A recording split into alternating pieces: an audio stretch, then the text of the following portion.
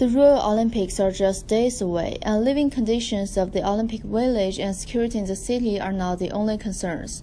Many top athletes, including Rafael Nadal and Rory McIlroy, have decided to skip the Olympic Games in fears of the Zika virus.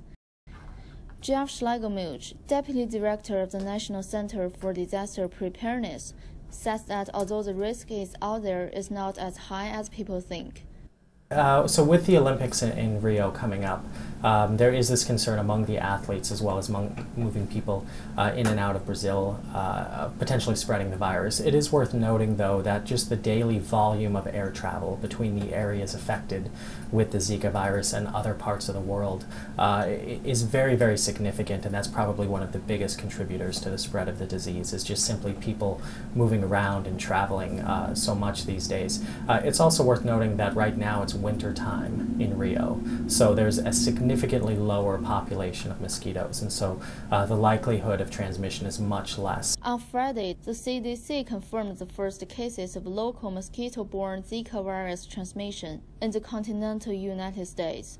The 4 cases were found in Florida, where mosquito populations have surged during summertime.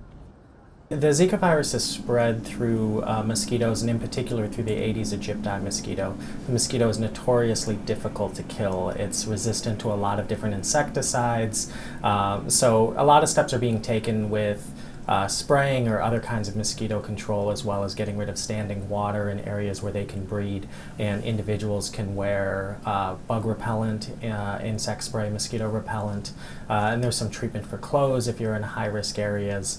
But outside of that, I mean, those are really the primary ways of protecting individuals from the virus at this point, is through mosquito control. But Mr. Schlegelmilch explains why it's unlikely to develop effective vaccines in a short period of time.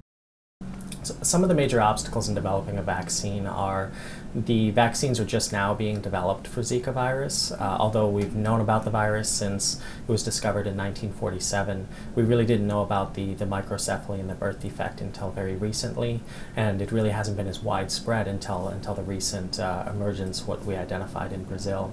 And so it takes a long time to develop these vaccines. Now, there's some similarity to other vaccines, other viruses like yellow fever, so there's some hope that it would be a relatively straightforward process to develop one, but it still requires to go through a very robust development process as well as safety trials to make sure that the vaccine is safe for people and not causing more harm than good. And this process, even in the most accelerated time frame, still usually requires about 2 years or so to be able to fully get through, and that's assuming that the vaccine works through the first time that it's developed.